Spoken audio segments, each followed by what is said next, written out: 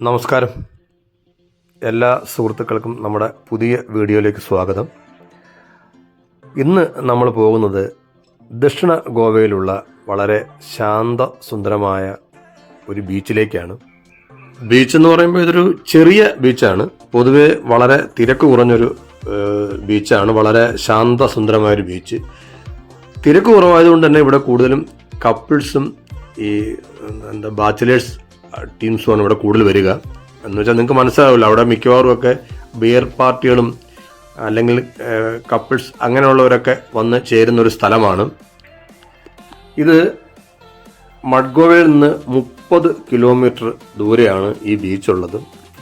ഇവിടേക്ക് നമുക്ക് സ്വന്തം വണ്ടിയിലോ അല്ലെങ്കിൽ ടാക്സി എടുത്തോ വരുന്നതാണ് ഉചിതം. കാരണം ബസ്സൊക്കെ അങ്ങനെ എപ്പോഴും കിട്ടുന്ന ഒരു സ്ഥലമല്ല.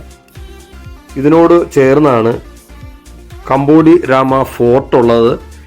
ഈ ഫോർട്ടിൻ്റെ ഒരു ഭാഗം, കുറച്ച് ദൂരം ഒരു ഭാഗത്ത് ഇടിഞ്ഞ് പൊളിഞ്ഞ് കിടക്കുന്ന ഒരു സ്ഥലമുണ്ട്. അതിനോട് ചേർന്നാണ് ഇതിലേക്ക് ഇറങ്ങാനുള്ള വഴിയുള്ളത്. നോക്കൂ, കേരളം പോലെയല്ലേ. ശരിക്കും പറഞ്ഞു കഴിഞ്ഞാൽ നമ്മൾ ഈ ഗോവയുടെ ഹൈവേ ഒക്കെ ഈ 4 വരി 6 വരി പാതയൊക്കെ വിട്ട് അകത്തേക്ക് കയറി കഴിഞ്ഞാൽ ശരിക്കും നമ്മുടെ കേരളത്തിൻ്റെ അല്ലെങ്കിൽ ആലപ്പുഴയുടെ അങ്ങനെയുള്ള സ്ഥലങ്ങളിലെ ഉൾനാടുകളിലൂടെ പോകുന്ന ഒരു ഫീലാണ്. പിന്നെ ഇടയ്ക്കിടയ്ക്ക് കാണുന്ന ഈ വൈൻ ഷോപ്പുകളാണ് നമ്മളെ ഇത് ഗോവയാണെന്ന് ഓർമ്മിപ്പിക്കുന്നത്. എല്ലാ പെട്ടിക്കടയിലും അവിടെ ബിയറും വൈനും മദ്യവും സുലഭമാണ്. പക്ഷെ നമുക്കൊരു കാര്യം ശ്രദ്ധിക്കണം, ഇവിടെ ആരും റോഡിലെങ്ങും ആരും ഇങ്ങനെ ഒരുപാട് മദ്യപിച്ച് കിടക്കുന്ന ആൾക്കാരൊന്നും നമ്മളിവിടെ കാണാനുമില്ല. ഒരുപാട് സുലഭമായതുകൊണ്ടായിരിക്കും ഇത് ആർക്കും അത്ര താല്പര്യമില്ല. ഞാനിപ്പോൾ ഫോർട്ടിലേക്കല്ല ആദ്യം പോകുന്നത്. ഇത് ഫോർട്ടിൻ്റെ സൈഡിലുള്ള വഴിയിലൂടെ നമ്മൾ ഈ ബീച്ചിലേക്കാണ് ആദ്യം പോകുന്നത്. ഇവിടുന്ന് ലെഫ്റ്റാണ് നമുക്ക്, ഈ വഴിയാണ് നമുക്ക് ബീച്ചിലേക്ക് ഇറങ്ങി പോകേണ്ടത്. പക്ഷെ നമുക്ക് ഇതിനടുത്തൊരു നല്ലൊരു വ്യൂ പോയിൻ്റ് ഉണ്ട്. നമുക്ക് ആദ്യം അവിടെ അത് പോയി കാണാം.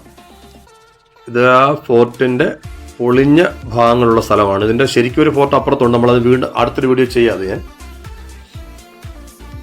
ഇതൊരു പഴയ പീരങ്കിയുടെ ഇതൊക്കെയാണ്, അതൊക്കെ ഇവിടെ കിടക്കുകയാണ്. അപ്പോൾ ഈ ഭാഗത്താണ് നമുക്ക് ആ ബീച്ച് കാണാൻ ഏറ്റവും നല്ലൊരു സ്ഥലമാണ്.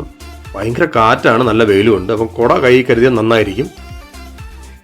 അപ്പോൾ ഈ താഴെ കാണുന്ന ബീച്ചിലേക്കാണ് നമുക്ക് പോകേണ്ടത്. ഇവിടെ നിന്ന് കാണാനാണിത് ഏറ്റവും മനോഹരമായിട്ട് എനിക്ക് തോന്നിയത്.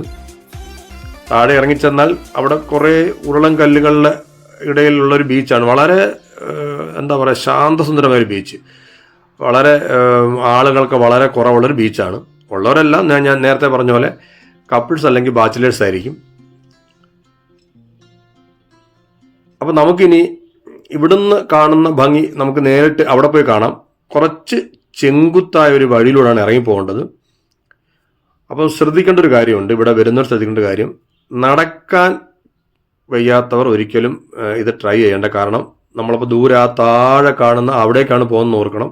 നല്ല എന്താ പറയുക, ചെങ്കുത്തായ ഒരു വഴിയാണ്. അപ്പോൾ നടക്കാൻ കഴിയാത്തവർ പരമാവധി ഈ യാത്ര ഒഴിവാക്കുക, ഇവിടേക്കുള്ള യാത്ര ഒഴിവാക്കുക. അതുപോലെ തന്നെ അമിതമായി മദ്യപിച്ചവരും ഈ യാത്ര ഒഴിവാക്കുന്നതാണ് നല്ലത്. കാരണം നമ്മൾ ഉദ്ദേശിക്കുന്ന പോലെ നമുക്ക് ചവിട്ടിയാൽ ബാലൻസ് കിട്ടണമെന്നില്ല. കാരണം ഓരോ സ്റ്റെപ്പുകൾ തമ്മിൽ ഭയങ്കര അകലമാണ്. നമ്മൾ കാലെടുത്ത് ഒരുപാട് താഴ്ത്തിയാണ് ഓരോ സ്റ്റെപ്പും താഴേക്ക് വെക്കുന്നത്. അത് ഈ അമിതമായി മദ്യപിച്ചിരിക്കുന്നവർക്ക് ചിലപ്പോൾ മുമ്പോട്ട് അപകടം പറ്റാനുള്ള സാധ്യതയുണ്ട്. അപ്പം അവരും അങ്ങനെയുള്ള യാത്ര ഒഴിവാക്കുന്നത് നല്ലതായിരിക്കും. പിന്നെ ഈ ബീച്ചിൻ്റെ ഒരു ചരിത്രം എന്ന് വെച്ച് കഴിഞ്ഞാൽ 14 വർഷം വനവാസം നടത്തിയ സീതയും രാമനും ലക്ഷ്മണനും ഇവിടെ കുറച്ച് നാൾ താമസിച്ചിട്ടുണ്ടെന്നാണ് ഒരു വിശ്വാസം. പക്ഷേ ഈ ബീച്ച് വന്നപ്പം ഒരു പ്രോബ്ലം, ഞാൻ നേരത്തെ പറഞ്ഞതാണ്, ഇവിടെ കംപ്ലീറ്റ് ബിയറടിയും ബാച്ചിലേഴ്സും ഒക്കെ ആയിട്ട് അടിച്ച് പൊളിക്കുകയാണ്. എനിക്ക് ബീച്ചിൻ്റെ ഒരു സൈഡ്, ഇപ്പം ഞാൻ ഇങ്ങോട്ട് ഈ വല സൈഡിലേക്ക് എടുക്കാൻ എനിക്ക് പറ്റത്തില്ല.